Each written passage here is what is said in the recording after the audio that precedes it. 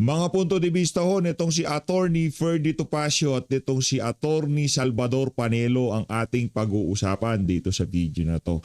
Tapos ho, sumigway ho tayo dito sa mga paliwanag nitong si Attorney Edward Chico kung maganda bang ideya na idirektang isuko sa ICC itong si Senator Bato de la Rosa. Pero bago ho yan, isang like at isang subscribe, masaya na ho tayo dyan, at sa mga gusto sumali sa ating community, yung join button nandyan lang ho sa baba. Para sa mga pinklawan, dilawan, Talyanista, ensaymada. Heto ho mga kababayan, kilalang dilawan, pinklawan na abogado ang magpapaliwanag dyan sa usapin na obligasyon ba ng Pilipinas na direktang isuko, ipadala sa ICC itong si Senator Bato de la Rosa. Mas maigi na kasing itong si Attorney Edward Chico na magpaliwanag. Ayaw ho natin magbida-bida, di naman tayo abogado eh. Kaya nga pinapakinggan natin dito yung mga punto de vista na magkabilang panig. DDS na abogado at itong pinklawan-dilawan na abogado. Ito ay walang bahid ng kulay. Ika nga, kung ano lamang ang nakalagay sa batas, ito lang ho ang ipapaliwanag nitong si Attorney Edward Chico. Palakpakan ho muna natin. Lagi natin pinapanood to. Natutuwa ho tayo sa mga jokes ito. Ito, pakinggan ho natin ito mga kababayan. At pagka nagawi tayo dun sa lugar nitong si Attorney Chico, subukan ho natin yung restaurant niya. Di umano, doon daw nagkakapalitan ng duffel bag eh. Nag-react si Atty. Chico. Baka sakali, masarap yung pagkain doon. Pagka nagawi tayo doon sa restaurant ito, subukan ho natin yan mga kababayan. Game! Magandang araw po sa inyong lahat. Marami nagte-text sa akin, Attorney, baka naman pwedeng ipaliwanag mo sa amin itong usapin ng ICC. Now, I do not claim to be an expert, pero naituro ko to on several occasions at na-research ko maigi. So, ganito po yan. Kung maalala nyo, di ba si Duterte nag-withdraw siya unilaterally sa ICC kasi nga, iniimbestigahan siya. So, ang Korte Suprema, sa kaso ng Pangilinan versus Cayetano, ni-resolve yan. Dahil mutan academic na-recognize naman yung withdrawal natin at ang ICC ni-recognize din yan. Kaya lang, ang caveat ay ito.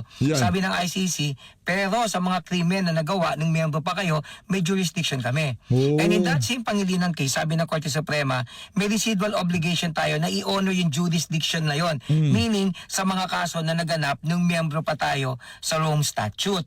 But take note yung pronouncement ng court na yan, honestly, by way of obiter dictum lang. Ibig sabihin, opinion lang by the...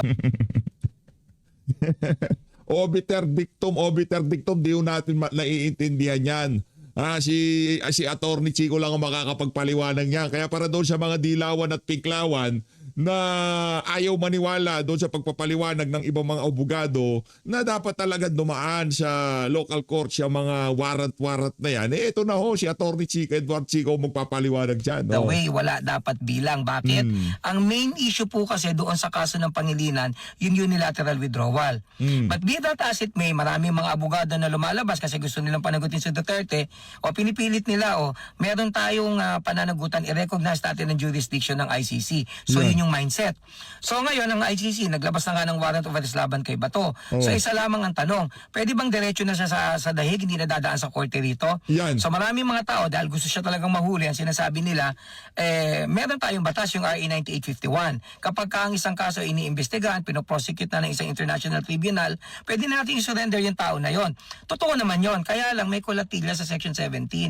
Hindi ko maintindihan ba't hindi dinidiscuss yun. Nakalagay doon, subject to applicable extradition laws and treaties. So ano ibig sabihin? If pursuant to RA 9851, may surrender ka per extraditable offense, di dapat titignan mo muna na dadaan siya sa local process dahil yun ang proseso na extradition. Yung pala yun eh. Dapat pala dumaan muna sa tamang proseso. Yan ang ginagawa ni Melvin Matibag. Nagbabarena doon sa GSIS building, papasok ng Senado. Para sa yun. Ngayon naman, kung siya inaaresto dahil sa Rome Statute, di dapat dadaan siya sa provision din ng Rome Statute. Sa Article 59 ng Rome Statute, interestingly, ito po yung sinasabi. Ano sabi? Kapag sila ay may inaresto, hindi naman kinakailangan dalhin agad sa kanila. Dapat daanin muna sa local judicial process. Kailangan palang idaan sa local judicial process. Yun yung iharap sa competent judicial authority. Parang yun, no? Yun, no? Yung hindi ibinigay na pagkakataon kay dating Pangulong Rodrigo Duterte. Yun ba ang tinutukoy mo, Atty. Chico? Na dapat tumaan sa competent judicial authority itong si dating Pangulong Rodrigo Duterte na hindi ginawa ng Ay, naku po, yari tayo dyan. Ngayon, yun din ang gusto nilang gawin kay Senator Bato. Pagkahuli, diretsong Villamor, lipad papuntang Dahig. Anak ng Petrang Garapata. May problema ho talaga tayo dito sa administrasyon na to. Ungguyan ito, ungguyan. Para matiyak yung karapatan niya, makita yung validity ng warrant, among others. So sana po, naging malinaw po yan ha. Again, Malinaw. wala po akong kulay, but that's actually very, very Meron kang kulay. Attorney Edward Chico, fans ka ng Boston Celtics. Meron akong kakilalang fan din siya dyan Fanboy din Nakadamit ho kasi ng championship Boston Celtics tong si Attorney Edward Chico. Oh. clear. Ngayon, kulay kung ka. mali man ako, yung Go green! Go green! Ito, pakita ko. Naka-go green siya. Go green! Sara Duterte talaga tong si Attorney Edward Chico kahit paanong pagbali-balik ta rin ang mundo. Pagka iniwa mo yung balat natin, Attorney Edward, magkakulay na. Hindi, joke lang. Baka magalit po si Attorney Edward Chico, no? Ano yan, kilalang pinklawan, dilawan yan, di ba?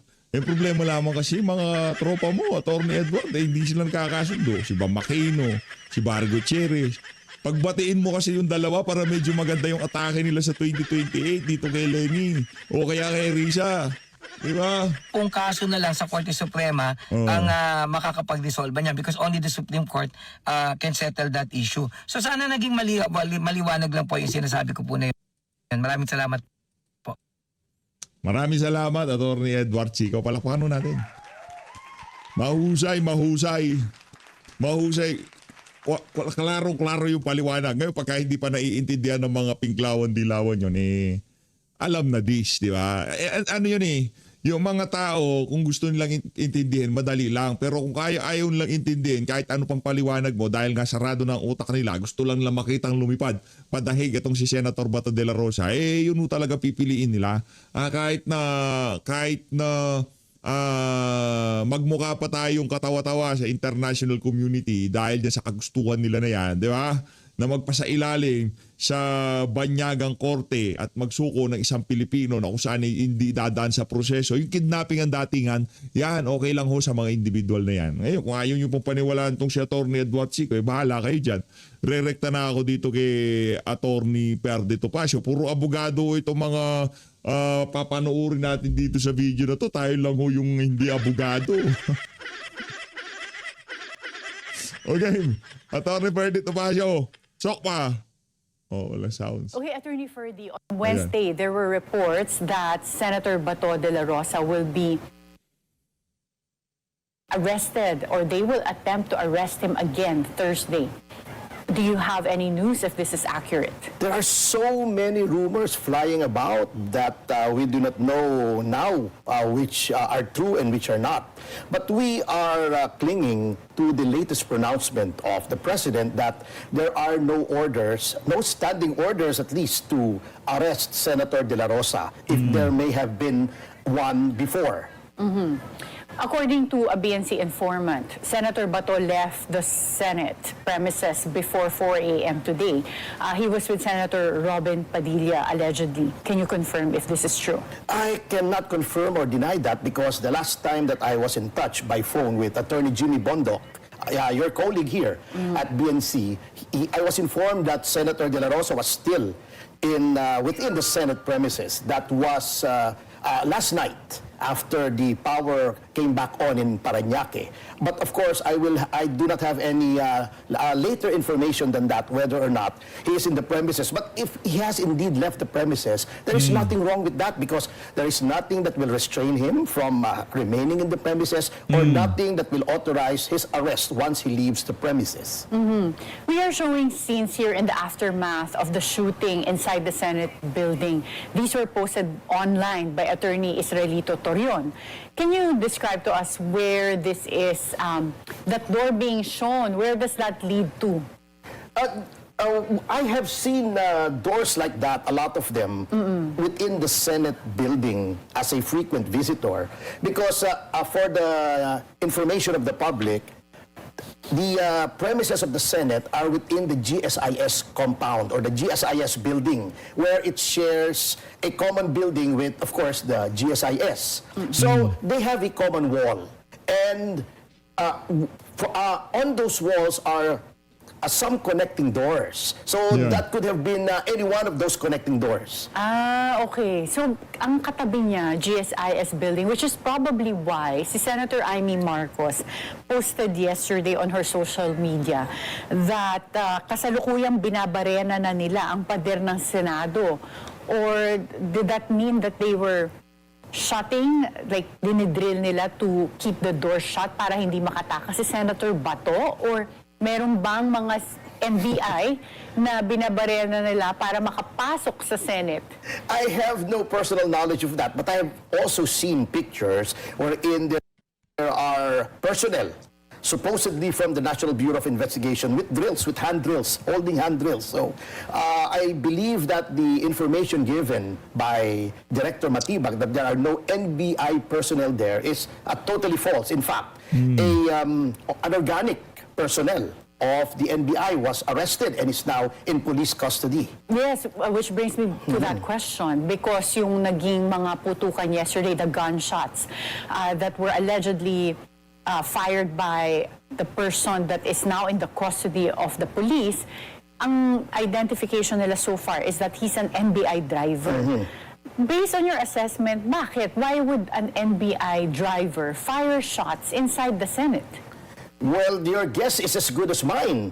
Hindi kaya driver ni Laila de Lima yun? Gari, naloko na. Ito talaga siya.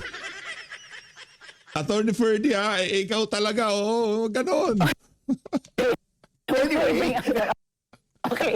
anyway, Bira, no law enforcement agency has any business, has absolutely no business being within the premises of the Senate or outside of the premises or the compound of the Senate for the purpose of arresting Senator De La Rosa, because there is no standing local warrant against Senator De La Rosa. The ICC warrant that Mr. Trillanes has been bandying about has no force and effect in this jurisdiction. It is a mere scrap of paper. So I don't know why they're trying to arrest it or why the former Senate President, Tito Soto, colluded with them to try to arrest Senator De La Rosa.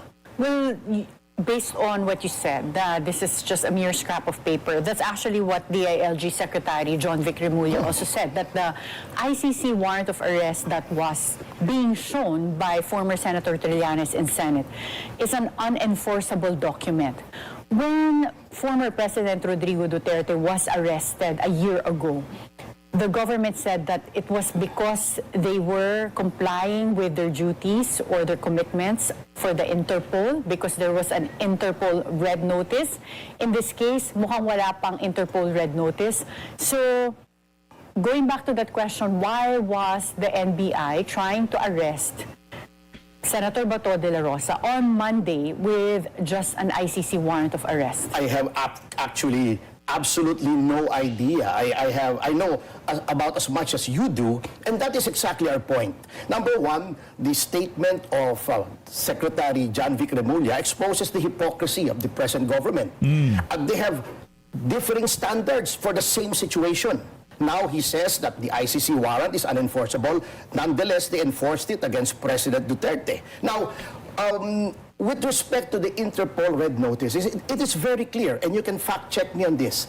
Even if there is an Interpol red notice, you just go to the website of the Interpol to see the guidelines being observed in implementing a red notice. It says there very clearly, and this is accessible to anyone, that number one, the Interpol cannot compel any country to abide by the red notice. And number two, any red notice or any international warrant, not only from the ICC, but from any agency or any foreign court, is still subject to the domestic laws of the country where the person to be arrested may be found. Okay, so kahit na sabihin natin magka-Interpol red Yes, notice, opo. it's not a basis to arrest, in this case, Senator Bato de la Yes, Rosa. and now Senate President Alan Peter Cayetano is right. Only a warrant from a local court may be recognized, not only by the Senate, but by any law enforcement authority. So Because kailangan that is the pumunta law. sa local court. That is the law as stated in the Constitution, as stated in treaties, as stated in PD 1096, and even in the law that they are brandishing to supposedly justify the arrest of Senator Bato, which is Republic Act 9851.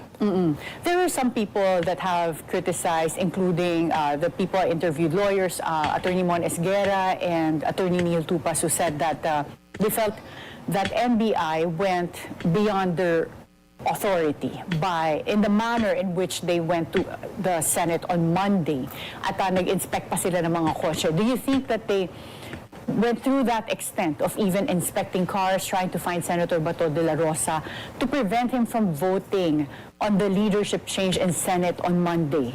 Yes, definitely. It was really a case of overreach and abuse of authority. What business do you have in trying to prevent a sitting senator from going to the offices of the Senate and exercising his functions, especially in the absence of an enforceable warrant, of a warrant that can be enforced within Philippine jurisdiction? So I must humbly suggest to the Senate that after this entire brouhaha is over, that there be an honest-to-goodness legislative probe on Mr. Matibag, on the NBI, and other personalities, including possibly former Senate President Tito Soto, as to his role in this fiasco, in this carnage. And kung maaresto man si Senator Bato de la Rosa, do you think this will lead to another leadership change in the Senate? Kasi mawawala na yung 13.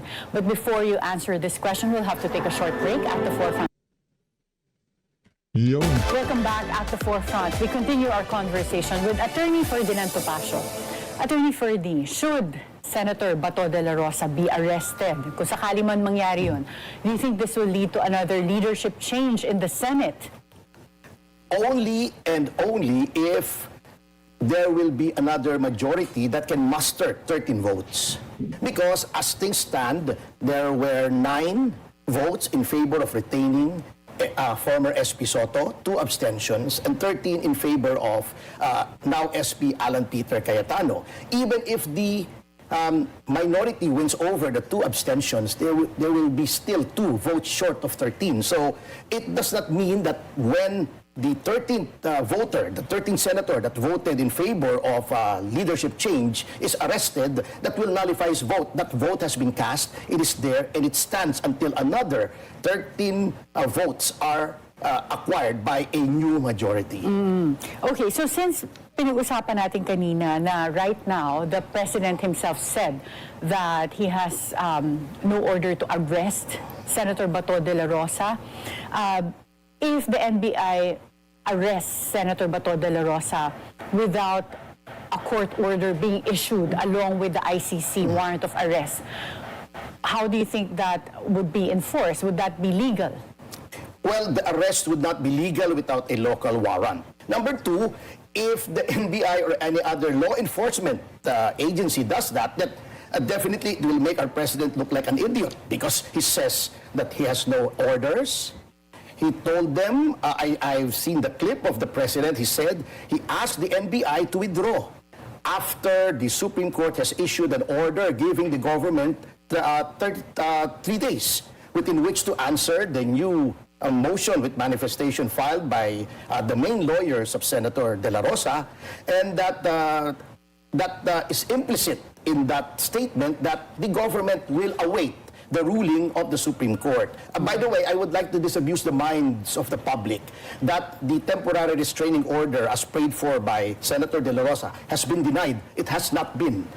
In fact, it was very clear in the briefer given by the press officer of the Supreme Court that such action of allowing the government to reply or respond to the motion and giving Senator De La Rosa another 3 days within which to file a reply or rejoinder is without prejudice to any interim remedies that may be necessary in the interregnum. Okay, what type of interim remedies can be obtained by Senator De La Rosa, considering walang TRO na binigay yung Supreme Court? Well, the Supreme Court may opt to instead issue a status quo ante order, meaning to say that the party should observe the last situation before the motion was filed, which is that there is no warrant and therefore any arrest implemented against Senator Bato would be absolutely illegal under Philippine laws.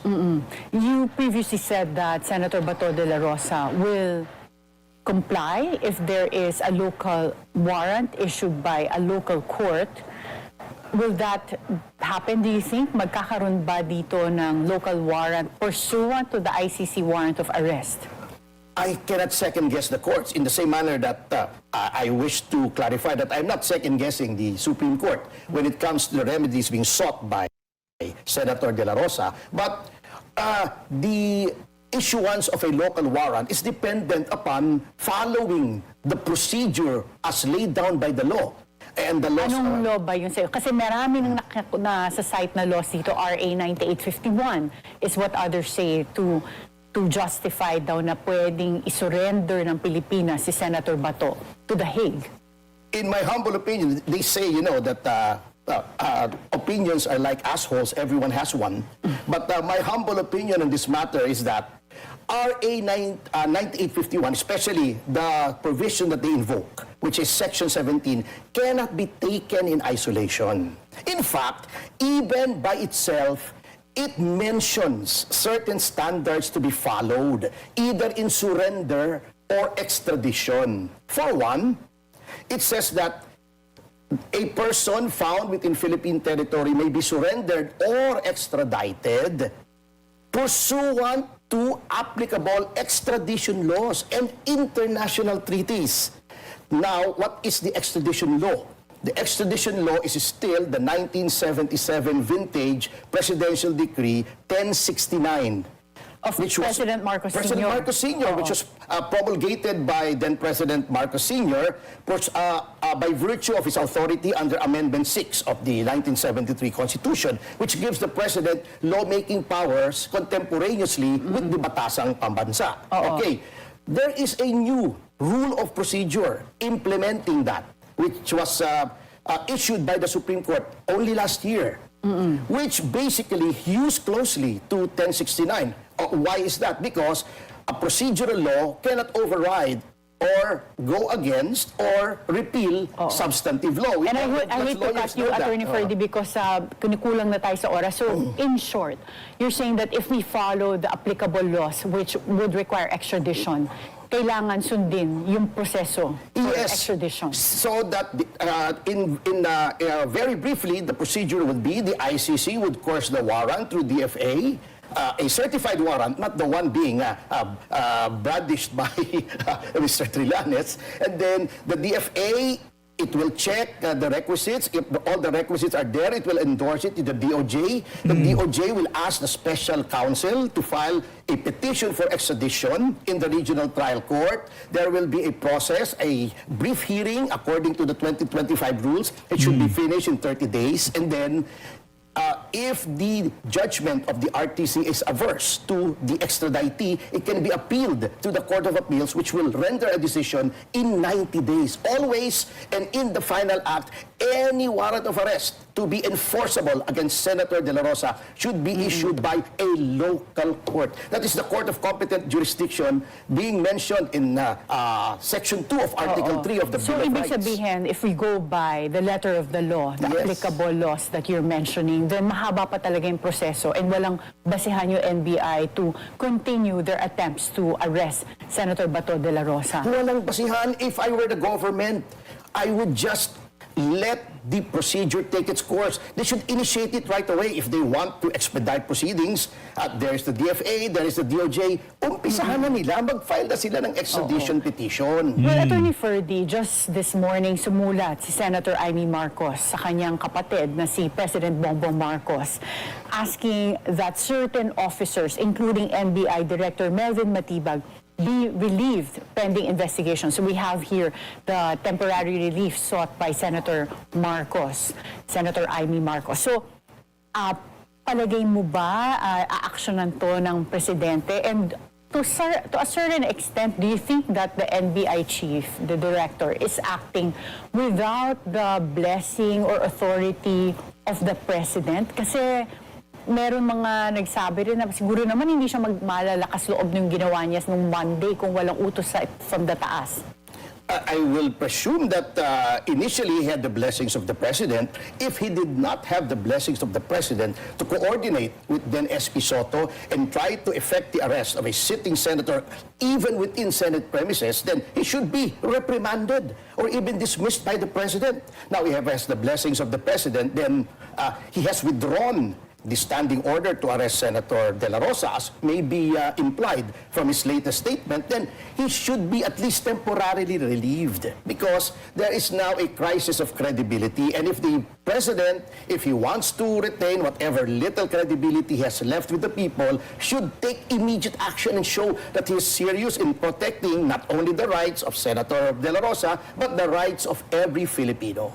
But bakit nga ba NBI instead of PNP? Because last year it was PNP that carried out the arrest. I have no idea. Hindi ko malaman kung umiepal si Matibag o inutos ng presidente o may nagpapabibo. I really don't know. Your guess will be as good as mine. And finally, what would be the effect on the Philippines as a country if the Philippine government refuses or fails to surrender and arrest Senator Bato de la Rosa to The Hague?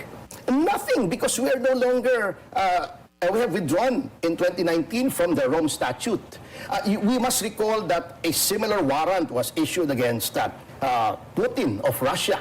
But Putin went to first Mongolia, which is still a member of the Rome Statute. They did not arrest him.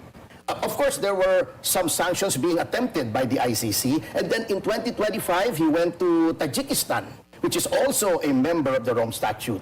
They also refused to arrest him. There were sanctions made, but those sanctions have not been imposed because there is due process there. In our case, there is absolutely no sanction that can be enforced because as of 2019, we are no longer with the Rome Statute. So, I don't know kung bakit itong mas maliliit na magbansa may self-dignity, may self-respect, may sense of nationalism and patriotism na hindi sila nagpapadikta sa foreign court. Tayo parang natataranta tayo na hindi bali na magkapatayan ng Pilipino at kapwa Pilipino eh. Masunod lang yung gusto ng foreign court na illegal naman.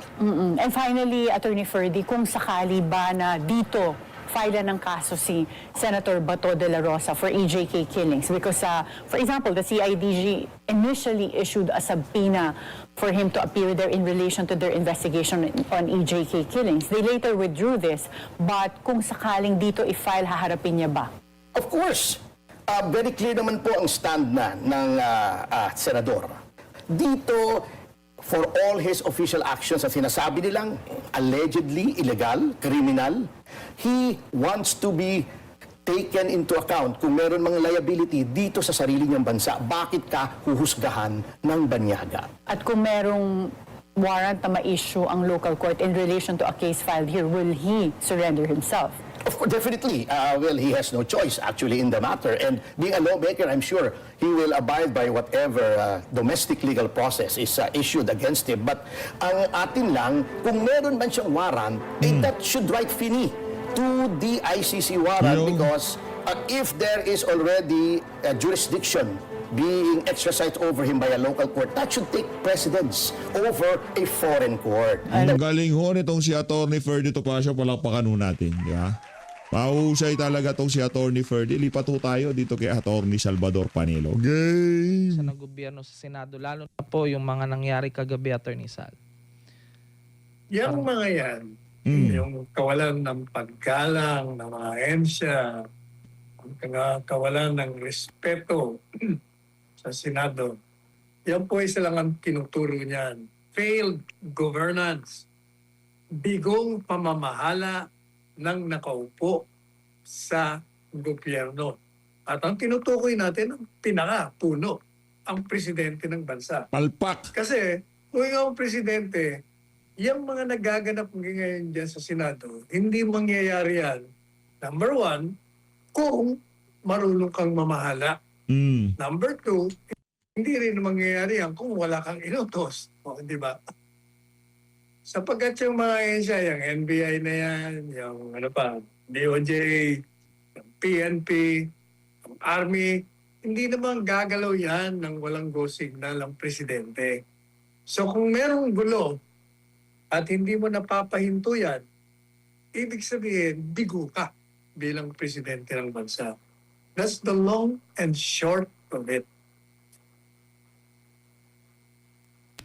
Yes, Attorney Sal. Samantala, dako na po tayo dito sa itong mga pinakabagong nangyari dahil speaking of kautusan, Attorney Sal, ay iginiit ni Pangulong Ferdinand Marcos Jr. na wala siyang iniutos na operasyon o paghuli kay Senator Ronald Bato de la Rosa sa loob ng gusali sa Senado. Nanawagan din ang Pangulo sa publiko na manatiling kalmado kasunod nga ng insidente ng putukan sa loob ng Senate premises nitong Miyerkules na ng gabi. Si Carceline Catarong magbabalita. Attorney Sal, bali nagtataka yung mga kababayan natin kagabi kasi nga po nagkaroon na ng special coverage. May nakita ng mga umano'y mga miyembro ng nakasuot ng NBI, Attorney Sal, pero doon sila dumaan sa may bandang GSIS building kasi nga premises din po yun ng GSIS at doon sila gumawa ng parang binarena nila yung pintuan doon papasok sa Senate. So nagtatanong ang karamihan, Attorney Sal, sino kaya yung mga nandoon kung hindi yung taga NBI? Alam po ninyo yan. Isa lang ang ibig sabihin yan. Una-una, bakit pa nagkaroon ng kaguluhan doon? Ano ba ang punot dulo niyan? Ang punot dulo niyan ay merong isang warrant of arrest na gusto nilang ipatupad. Yung warrant of arrest na yan, ipatutupad yan ng law enforcement agency. Yang mga law enforcement agency, hindi basta gagalaw yan nang hindi muna itinatanong sa nakatataas sa kanila. At yung nakakataas sa kanila, magtatanong yan sa pinakamataas. Ano bang gagawin natin dito? Kasi hindi naman ordinaryong warrant of arrest ang pinatutupad. Ang pinatutupad ay isang warrant of arrest na paksain sa Korte Suprema. Alam natin na mayroong petisyon sa Korte Suprema na kini-question nga ang ginawang pag-aresto kay Presidente Duterte gamit ang warrant of arrest issued ng isang dayuhang tribuna. Alam nila yan. Dahil may question na nga at wala pang decision dyan, dapat ang presidente ng bansa, dahil hindi po pwedeng yung sinasabi niya walang instruction, walang ganito. Unang-una, dapat nga may instruction ka eh. The instruction should be stop everything in connection with the enforcement of this warrant of arrest because there is a pending legal issue on the validity of this kind of warrant of arrest. Kung akong presidente yung kagad, huwag nyo nang pakialaman muna yan. Antayin nyo ang desisyon ng Korte Suprema. Diyan nagsimula yan eh. Pero dahil wala kayong ginawa, Mr. President, ganyan na nangyari. Nagkanya-kanya na. Kasi kung sinasabi mong may instruction naman ako na huwag kayong pumunta ron, pero nagulo pa rin. Ibig sabihin, hindi ka sinunod. Hindi ka sinusunod ng mga tao mo.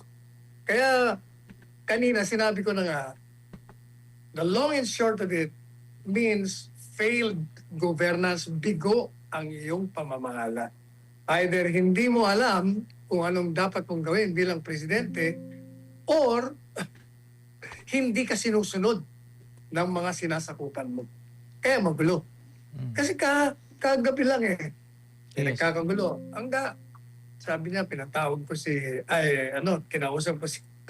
Kasi kung ako presidente, tatawagin ko yung mga heads ng law enforcement agencies, pagagalitan ko sila. At papalitan ko kagad sila dahil hindi nila sinunod yung instruction ko. Di ba? Walang na. Yan ang problema. Kaya magulo tayo. Yes, Attorney. At yun nga rin ang naganap nga putukan doon sa Senado, parang nagiging nag-deny na silang lahat kasi ang sabi nga nila yung nang una daw is yung alleged NBI. Pero sinabi naman din ng NBI sa pamamagitan ng kanilang director na wala naman daw silang i-deploy na tao doon sa Senado. At ganun din yung sinabi ng PNP kasi nandun sila sa labas ng premises, Attorney Sal. Gaya na sinabi ko, hindi mangyayari yan kung in-stop na nila ang pagpapatupad ng isang questionabling warrant of arrest na nakabinbin sa Korte Suprema. Ganon lang kasimple yun eh. There is a pending case on the legality of that kind of warrant of arrest. Therefore, it behooves this president to stop all actions in the enforcement of that questionable warrant of arrest. Ganon lang kasimple yun. Wala, hindi niya ginawa. O, kaya, nagtagulo. Ayan, maraming salamat po, Attorney Sal. Samantala, sa panig naman po ng mga senador, Attorney Sal, yung after nung plenary nila na session, Attorney Sal, yung mga ibang senador, lalo na po yung mga miyembro ng minority senators, ay nauna na po raw na umalis at na yung naiwan nga ay yung mga nasa majority.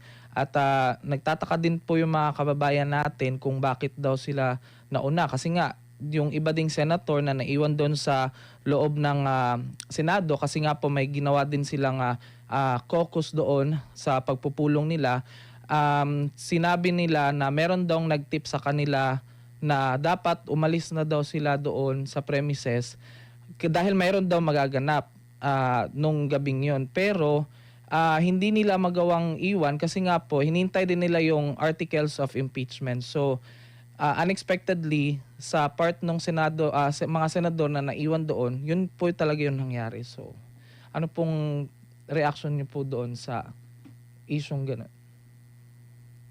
Yung mga umalis na nasa minority, simple lang yun, dinatakot.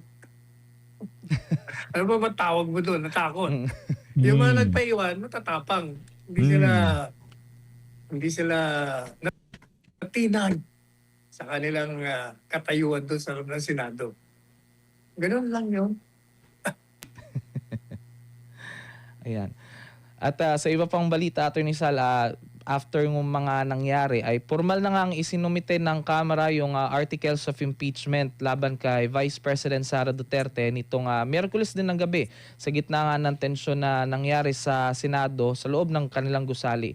Bandang 7:20 ng gabi nang ihatid ni House Secretary General Cheloy Garafil yung mga dokumento na tinanggap naman ni Senate Secretary Mark Mendoza. Bago nito, napaulat nga na nagkaroon nga ng putukan sa pagitan ng mga armadong grupo na nandoon, mga Sergeant at Arms at sa mga Philippine Marines na nasa Senado.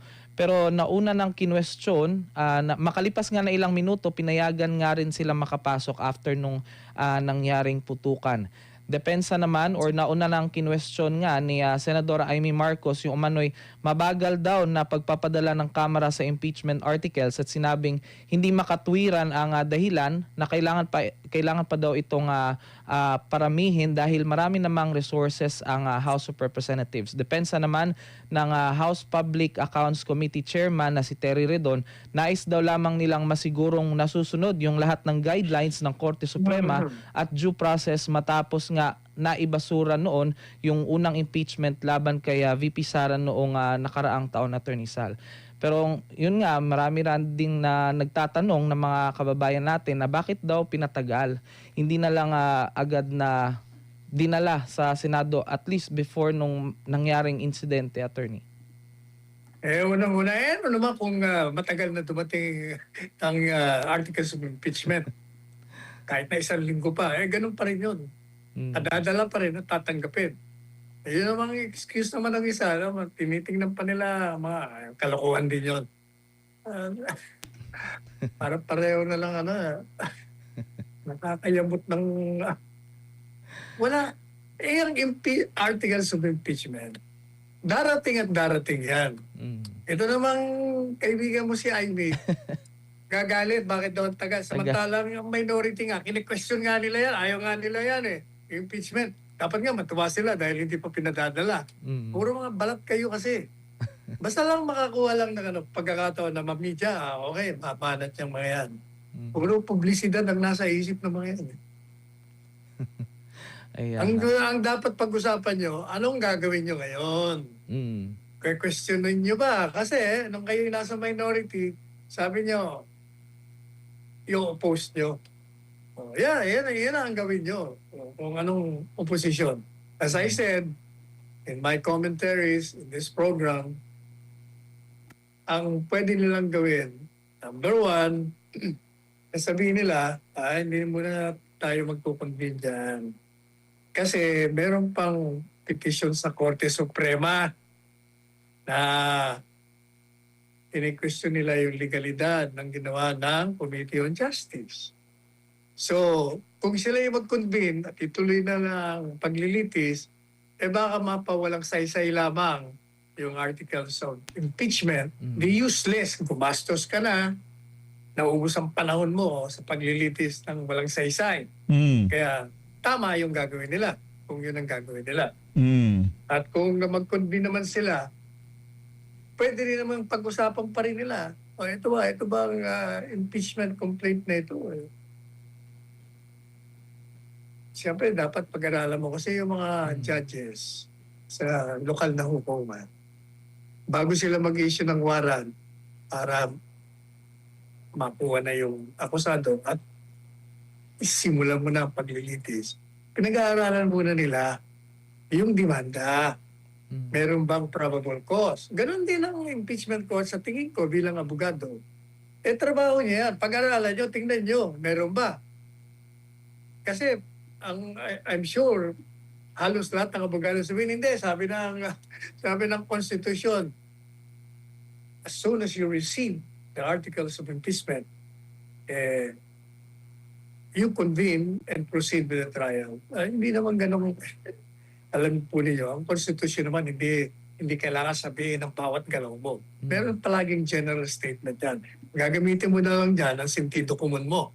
At saka yung mga kukumplement mo yan doon sa mga nauunang provision ng Constitution. Ang pinakagiyan mo dyan, yung due process. Due process. Pangalawa, titingnan mo dyan yung rules on determining whether there is a valid complaint or not. Yan, trabaho ng korte yan. Kaya pwedeng sabihin nila, pag nag-convene, halimbawa, nakita nila na wala naman saysay ito, puro politika lang to. Pwede nilang ibasura kagad yan. Siyempre, maraming kukontra sa sinasabi ko yun. But, ganun lang kasimple yan eh. You are an impeachment court and hindi naman isa ang nagdidesisyon. Majority. Kung baga, magbubutuhan din sila. Kung hawak mo majority, hindi kung anong sabihin ng majority, yun ang masusunod. Pag sinabi, hindi, walang batayan tong komplento, dismiss na natin to. Trabaho na lang tayo as a legislative body, hindi sa impeachment court. Tingnan natin kung anong gagawin nila. Yes, Attorney Sal. Kasi may parang 3 araw pa na hihintayin. Pero necessary po ba, Attorney Sal, na hihintayin pa yung 3 araw bago mag-decide yung Supreme Court regarding dun sa petition ng TRO? Ang Supreme Court nagbigay ng... kasi hindi, ano bang tinutukoy mo? Kasi dalawang uri ng petisyon. Yung naunang petisyon kay Presidente Duterte na 1 taon at 2 buwan ang nakabinbin at yung bago na naman petisyon. Dito naman kay... Busy yung Korte Suprema, no? Busy sila. Marami silang pinagkakaabalahan dyan. Senator Bato. Sabi ng Korte Suprema dito sa bagong petisyon, sagutin niyo yan within so much period of time. Sagutin niyo rin yan. Madali sabi, pag nasagot na, sila magdidesisyon kung kailan. But, sabi nga ng Supreme Court sa kanyang resolution, without prejudice to undertaking urgent measures if necessary. Madali sabi, kung gusto nilang patigilin, mag-i-issue sila ng order. Kung sa tingin naman hindi kailangan, hindi sila. Pero ang panawagan po namin, doon sa petition for a writ of habeas corpus, na isinampa namin ng aking anak na si Attorney Paulo in behalf of Kitty Duterte para sa kanyang ama. Sinabi na po namin sa unang motion namin to resolve, kasi 8 buwan na, hindi pa nare-resolve. Sabi namin, sana po, resolutionan nyo na, kasi may mga nakabinbin na issue rito na napakahalaga, na maaaring itong sinasabi naming paglabag sa batas ay mauulit na naman sapagkat may nakaambang sinasabing may mandamiento de aresto kay Bato at bakit gawin na naman ang ginagawa nila. na ginawa nila kay Presidente Duterte. At nangyari na nga. Kaya nag-file na naman kami noong isang araw ng urgent motion to resolve. At sinasabi namin sa Korte Suprema, gaya po ng sinabi namin, baka mangyari, nangyari na nga. At Yung- ito ay konsekwensya ng hindi po ninyo pagbigay kara-karaka ng desisyon. Kaya, yan o. Tayo hindi natin alam kung paano yung queuing ng mga petition dyan sa Korte Suprema. No? Pero ang alam ho natin dito, matagal ho talaga bago magsalita ang ating Korte Suprema. Hindi ko alam. Wag mo maglalakad sila doon bago sila makapunta doon sa parang altar nila talagang ganito sila maglakad. Ganun ba tayo sila? Tagal Aming Baka magalit naman sila sa atin dyan sa... Ika nga, pagka dyan lumabas ang mga desisyon, kahit ano pa yan, dapat respetuhin. Kaya hayaan ho natin sila kasi marami silang kinukonsiderang di ba? Kasi pagka hindi nila pinagbigyan yung kay Bato, ibig sabihin, ang ICC pag naglabas ng arrest warrant, kara-karaka, wala ng local courts para sinusuko ng Korte Suprema yung ika nga soberenya ng Pilipinas diyan sa diyan sa ICC. Hindi tayo abogado pero parang ganoon ang dating, di ba? Ang sinasabi ang gusto lang nang mangyari nitong di Senator Bato, padaanin niyo sa sa local courts. Yun lang naman. Di ba? TRO muna, wag muna nang implement yan sa local courts muna. Yun lang gustong mangyari ni Senator Bato. Pagka duman sa local courts, i-exhaust lahat ng legal remedies. Kung talagang nagkasala, kailangan ipadala sa daig, yun ang gagawin. Kaso, ang problema, pagka hindi pinagbigyan yung TRO nitong si Senator Bato, parang sinasabi ng Korte Suprema, hindi ko alam. Kasi hindi tayo abogado.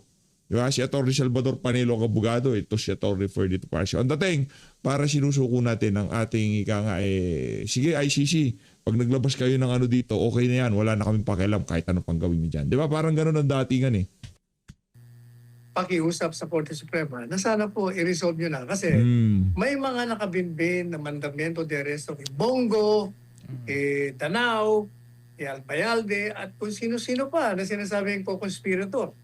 Kasi kung sinasabi ng ICC na yung kanilang warrant of arrest na inisyo kay Bato ay nung isang taon pa, November 6 pa, kaya lang hindi unsealed, kumbaga sealed, nakatago pa. Kung ang teorya nila, co-conspirator yung 7 pa, parang 8 sila bakit naman si Bato lang ang i-issuean ng warrant of arrest? Lahat yan meron na. Hindi lang inilalabas. Kaya napakahalaga talaga ng Korte Suprema na magbigay na ng resolution, either or, whether legal ba o hindi. Kung legal, kailangan hindi na, tatahimik na lang tayo, tatanggapin natin ang desisyon ng Korte Suprema kung tama yung ginawa ng gobyerno. Pero kung illegal, di gagawa na sila ng mga kautusan sa gobyernong ito na tigilan na nila, kung hindi, mananagot sila. Hindi po ba? Yun lang ang hinihingi namin. Ayan, maraming salamat po, Atty. Sal. Samantala, dako po tayo sa ibang issue. Pero kaugnay pa rin to sa ICC. Dahil sa sinabing pahayag ng DOJ or ng Department of Justice na pinapayagan na umiiral na batas sa Pilipinas ang pagsuko kay Senator Ronald Bato de la Rosa sa International Criminal Court kung kinakailangan. Ayon sa tagapagsalita nila na si Paulo Martinez, nakasaad sa Republic Act 9851, itong Philippine Act on Crimes Against International Humanitarian Law, Genocide and Other Crimes Against Humanity, na maaari daw isuko o extradite ng gobyerno itong isang taong hinaharap ang International Court o Tribunal. Sinabi rin ng DOJ na pareho rin yung kanilang naging posisyon sa kaugnay sa posibilidad ng pagpapatupad ng ICC arrest warrant laban kay De La Rosa na iniugnay nga nung sa kaso ni dating Pangulong Duterte. Gayunman, tumanggi muna ang DOJ na magbigay ng detalye hinggil sa mga susunod na hakbang dahil kabilang ang posibleng papel ng NBI at kung kailangan ba ng utos mula sa lokal na korte. Dagdag din ni Martinez, attorney, na makakabuting hintayin muna ang magiging desisyon ng Korte Suprema sa mga motion na ginawa na po, yung nabanggit po ninyo kanina, at na kumuy-question nga sa jurisdiction ng ICC laban sa kanila. Ginamit na naman nila yung batas, Attorney Sal, na Republic Act 9851 na pwedeng or maaaring maisuko ng pamahalaan kung sinong individual na may kasong kinakaharap sa International Court o Tribunal, Attorney Sal. Ano pong inyong komento dito? Unang-una, kung nakapile kasi ng habeas corpus kagad, maaaring hindi na nangyari yun. Nangyari ng ilang araw na dyan sa Senado. Kasi yung mga pinail na petition, matagal bago ma-resolve yun. And most likely, yung hinihingi mong TRO, hindi ka pagbibigyan. Samantala kung habeas corpus ang pinail mo, sa loob ng 24 oras, sa-action ka agad ng Korte Suprema. So, mali yung pinail na petisyon. At mungkain na tayo kay Senator Bato, pati sa abogado niya nung isang gabi, na mag-file na kayo ng petition for writ of habeas corpus para ma-resolve na kagad ang legal issue. Kasi pag habeas corpus ang pinail mo, a-action kagad ang Supreme Court. Tatawagin yung nagbabanta o nagsasagawa ng paggasira ng iyong kalayaan. At saka yung biktima. O malalaman na ngayon doon, bakit mo ba? Kasi yung ang feeling kasi ng ibang abogado, paano ka magpapile ng habeas corpus? Hindi naman nakadetain. hindi naman tinatanggalan ng kalayaan ng paggalaw yan. It's not being deprived of his liberty. Ang sagot ko po doon, ano bang tawag mo dyan? Sabi ko kay Bato Senator Bato, ikaw ba makakalabas dito? Hindi. Exactly. Nakadetain ka na rito You're in detention. You cannot get out of this building because there is a threatened arrest. So, madaling sabi, pwede ka nang tumakbo sa Korte Suprema, mag-habeas corpus ka na ma-resolve na yan. Kasi yung mga ibang petisyon, matagal pa yan. Yan ang unang mali sa tingin ko. Sana pero hindi pa naman. Pwede pa naman sila mag-file ngayong araw na ito. Dapat nga, kahapon pa hindi natin alam kung may file na. Pangalawa, yung invocation nila ng 9851 Republica, kung saan, ang sinasabi doon, kung may iniimbestigahan kang crime against humanity at meron nag-iimbestigang isang foreign tribunal, maaari mong itigil ang investigasyon mo at pwede mong isuko ang iniimbestigahan mo. O kaya naman, ipatupad mo yung extradition treaty. Ito ang sagot natin doon. Kasi yan ang posisyon ng gobyerno Ang problema sa inyo, hindi nyo binabasa yung provision na ini-invoke ninyo. Ang nakalagay doon, habang totoo na sinasabi nung pwede mong isuko at pwede mong gamitin ang extradition, nakalagay po sa una pa lang nakalagay doon, in the interest of justice, or if the interest of justice requires. Ibig ko sabihin, kung ito ba ay hinihingi ng katarungan na isuko mo ang akusado, pwede. O ang tanong, is it in the interest of justice? Yung ba ay nasa interest ng katarungan pag sinuko mo ang isang mamamayang Pilipino sa isang foreign tribunal na walang jurisdiction sa atin? Sa isang krimen na ginanap niya rito against a Filipino, tapos tatapon mo dun sa mga judges doon na walang kaalam-alam sa nangyayari dito sa atin? Doon pa lang, in the interest of justice, kulatilya na yung kondisyon yon na pwede mo lang gawin yon. Hindi lamang yon. At sabi pa doon sa provision na yon na ini-invoke nila, kung isusuko mo, kailangan naaayon in accordance with law and the extradition. Ano ba sinasabi ng extradition? At ano ba sinasabi ng batas? Kailangan pumunta ka muna sa hukuman. Bakit ba takot na takot kayo pumunta sa hukuman? Palibasa kasi, alam nyo na mali, wala kayong legal basis, kaya ayaw nyong dumaan sa hukuman. Gusto nyo na lang ipatupad ang illegal na warrant of arrest.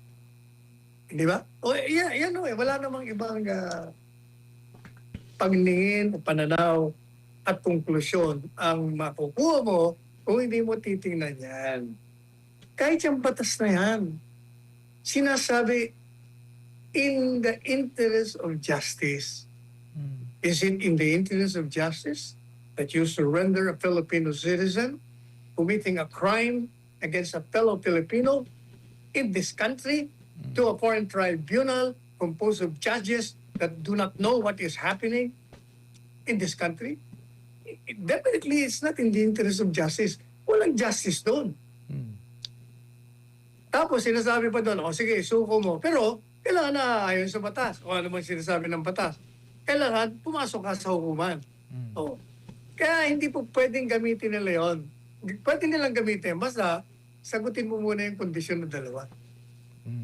Ayan. Ayan, maraming salamat po Attorney Sal sa Ayun na nga mga kababayan, dito na natatapusin ang ating reaction video. Mag-ingat po ang lahat, hal natin Pilipinas. Bottom line dito, wala na po si Senado, si Senator Bato de la Rosa. Palakpakan. Yun ang importante doon eh. Di ba?